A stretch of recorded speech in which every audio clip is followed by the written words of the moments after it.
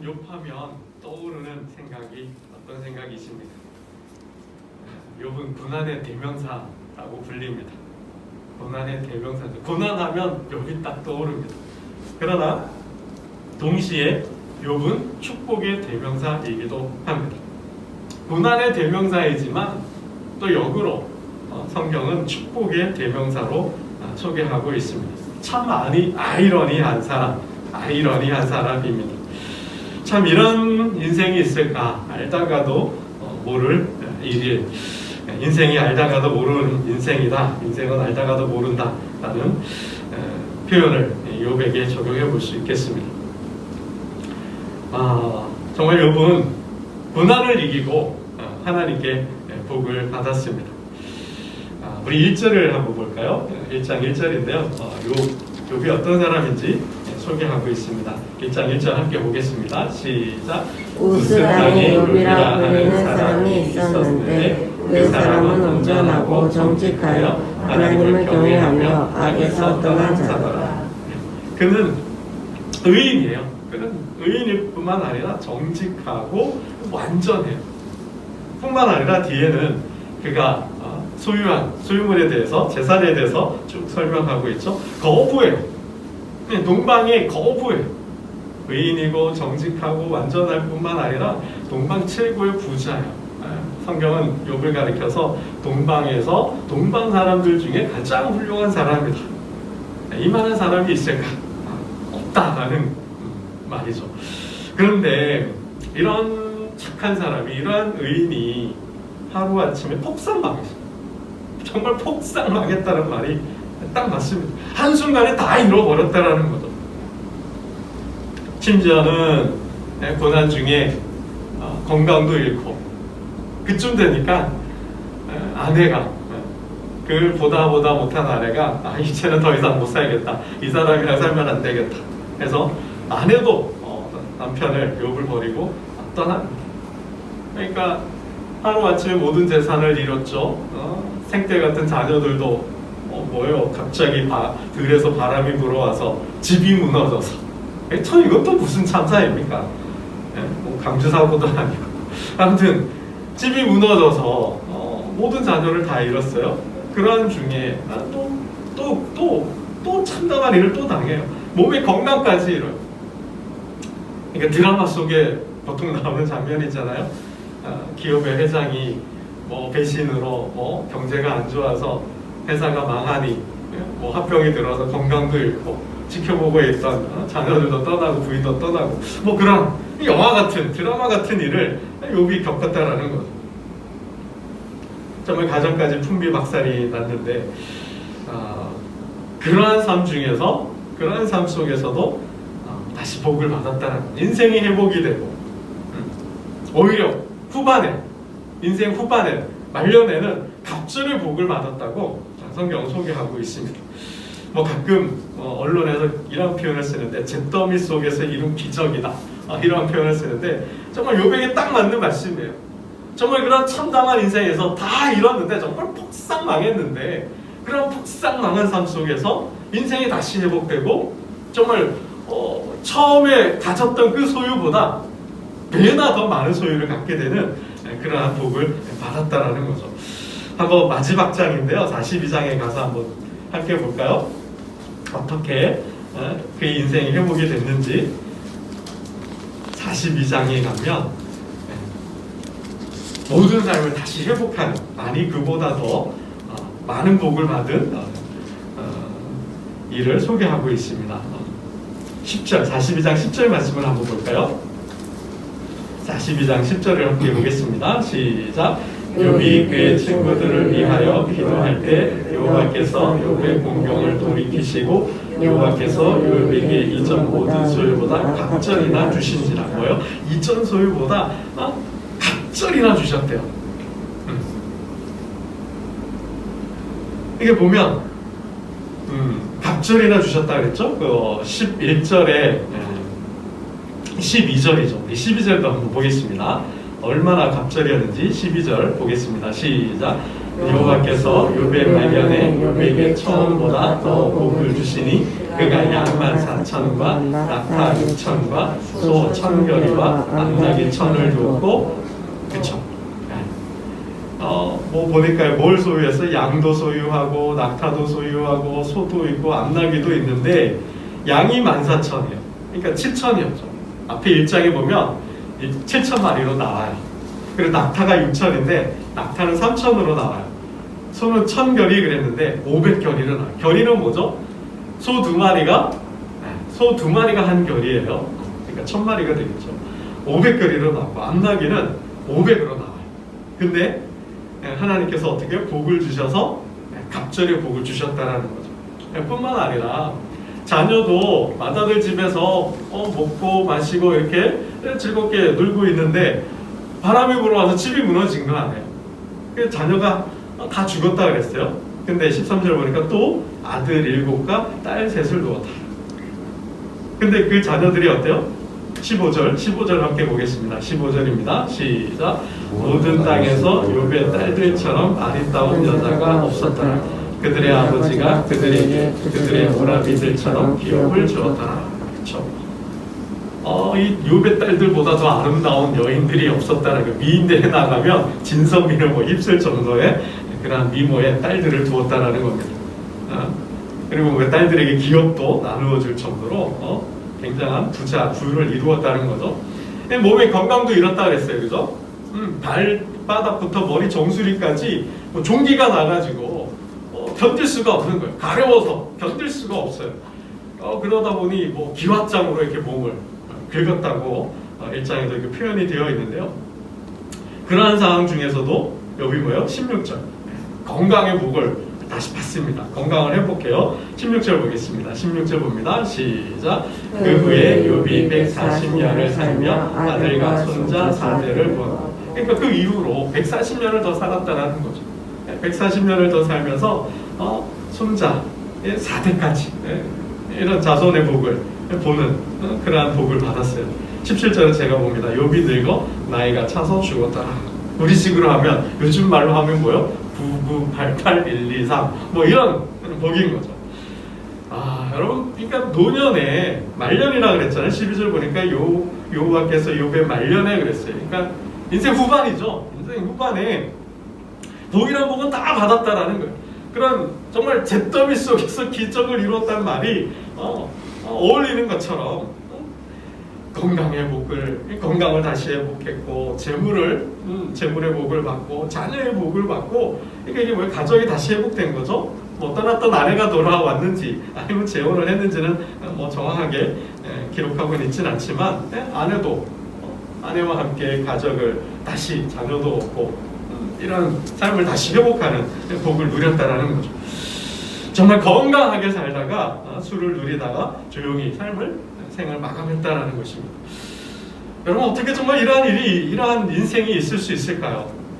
정말 인생이 다시 회복되기를 원하고 인생이 역전되고 정말 인생의 반전을 이루기를 원한다면 정말 하나님께서 복을 주셨던 것처럼 저와 여러분의 삶 속에도 이 욥의 축복이 있기를 축원합니다. 그럼 욥이 어떻게 이런 복을 받았을까요? 정말 욥은 무엇을 했길래 이런 갑절의 복을 받았을까요? 또 하나님은 욥이 무엇을 보고 욥을 이렇게 축복하셨을까요? 정말 욥에게 복을 내려주신 정말 욥이 복을 받은 그 비결이 뭘까? 여러분 다시 1장으로 가보면요. 1장 12절을 보겠습니다. 죄송합니다. 1장 20절을 보겠습니다. 1장 20절. 1장 20절 봅니다. 굉장히 중요한 말씀입니다. 함께 봅니다. 시작. 욥이 일어나 겉옷을 찢고 머리털을 밀고 땅에 엎드려 예배하며 뭐 했어요? 예배했다라는 거예요. 욥이 노년에 말년에 갑절의 복을 받은 거, 하나님께서 욥을 축복하신 이유가 뭐냐? 욥은 예배를 드렸다라는 거예요. 여러분, 예배할 수 없는 중에도 욥은 하나님을 예배했다라는 거죠. 여러분, 앞에 내용이 뭐예요? 종들이 말하는 동안에 종들이 찾아와서 뭐예요?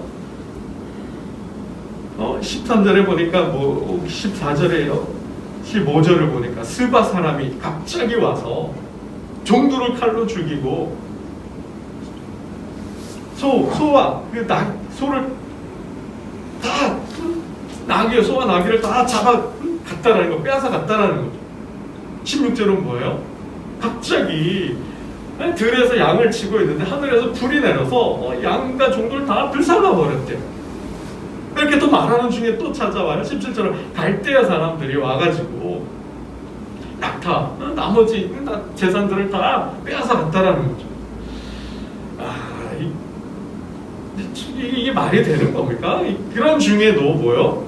갑자기 마다들 집에서 자녀들이 있는데 들에서 바람이 불어와서, 아주 큰 바람이 불어와서 자녀들도 다 휩쓸어 갔다라는 것입니다. 여러분, 이쯤 되면 이런 상황에서 정말 예배할 수 있을까요? 고통과 고난 중에 예배할 수 있느냐라는 거죠. 잘 나갈 때가 아니에요, 그죠? 승승장구할 때가 아니에요. 기쁜 일이 있어서가 아니에요. 꽃길을 걷기 때문에가 아니라는 거죠. 그때는 누구나 다 할 수 있어요.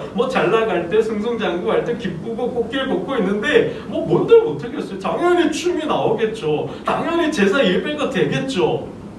지금 욥의 상황은 그런 상황이 아니라는 거죠. 그런 중에도 뭐요? 욥은 예배했다라는 거예요. 하나님을 찬양하고 하나님을 높였다라는 거죠. 여러분, 21절은 22절을 보면 제가 읽겠습니다. 이 모든 일에 욥이 범죄하지 아니하고 하나님을 향하여 원망하지 아니하니라. 여러분, 이게 원망이 안 될 수 있을까요? 정말 욥은 그 마음이, 정말 그 하나님을 향한 마음이, 정말 그 믿음이, 하나님을 향한 그 믿음이 얼마나 큰지를 볼 수 있는 대목이죠. 여호와의 이름이 찬송을 받으실지니이다. 옛날 번역은 적신으로 번역은, 내가 적신으로 나왔사오니 적신으로 돌아갈지라. 근데 뭐예요? 알몸으로, 빈몸, 빈손이죠. 빈손으로 왔으니 인생이 뭐냐? 빈손으로 왔다 빈손으로 가는 거야. 하나님께서 잠시 나에게 맡겨주신 거야.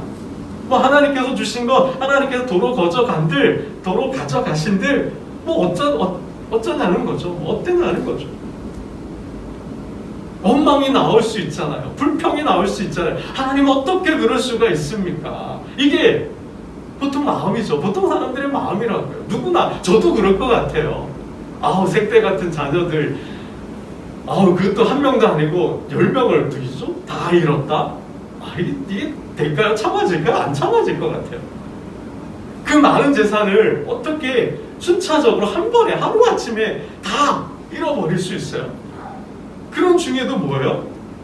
비통하고, 얼마나 비통해요? 애통하고, 슬픔죠. 그런 중에도, 원통하는 중에도 욥은 하나님을 찬양했다, 하나님을 예배했다라는 거예요. 여러분, 고난을 영광으로 만들고 실패와 좌절, 패배를 승리로 바꾸고 절망을 소망으로, 슬픔을 기쁨으로 제 대신 화관을 쓰는, 제 대신 화관을 만드는 길이 예배인 줄로 믿습니다. 그럼 예배는 복의 시작입니다. 인생을 다시 회복하고 정말 인생이 역전되기를 원하고 정말 하나님께 진정한 복을 받기를 원한다면 여러분, 이유 막론이에요. 잘 나갈 때든 못 나갈 때든 승승장구할 때든 실패를 거듭할 때든 원통하고 분통하고 억울해도 이유 불문입니다. 이유 막론이에요. 예배하는 거예요. 아무리 원통하고 애통하고 비통해도, 억울하고 분노가 일어도 예배하는 거예요. 잘 나가서가 아니죠. 형통해서가 아니에요. 잘 통해서가 아니에요. 건강하고 무탈해서가 아니라, 아무 걱정, 염려가 없어서가 아니라, 그때는 더 당연히 해야 되겠죠. 그러나 그와 반대의 삶에도, 인생의 제 밑바닥 속에서도 예배할 수 없는 중에도, 드릴 수 없는 중에도 예배할 때 하나님은 그 예배를 받으신다라는 거죠. 여러분, 성도가, 하나님의 백성이 고통 중에 있을 때 드리는 예배를 하나님은 더 기뻐하신다라는 거죠. 정말 그러한 때 드리는 예배가 어쩌면 진짜 예배인지도 모르겠어요. 참 예배인지도 모르겠어요. 정말 남들 다 드리는 예배 드리는 게 뭐 더 큰 영광이겠습니까? 물론 영광이에요. 예배 드리는 자체가 영광이죠. 그러나 할 수 있을 때 다 하는 것, 그런 예배보다도 할 수 없을 때, 드릴 수 없을 때 드리는 예배가 가치가, 의미가 더 크다라는 거죠. 하나님은 그러한 예배를 더 기뻐하신다라는 거예요. 드릴 수 없는데, 정말 아브라함이잖아. 갈 바를 모르고 바라할 수 없는 중에도, 믿을 수 없는 중에도 믿었다라는 거. 그처럼 할 수 없는데 했다라는 거. 이게 더 크다라는 거죠. 그 믿음이 더 크다라는 거예요.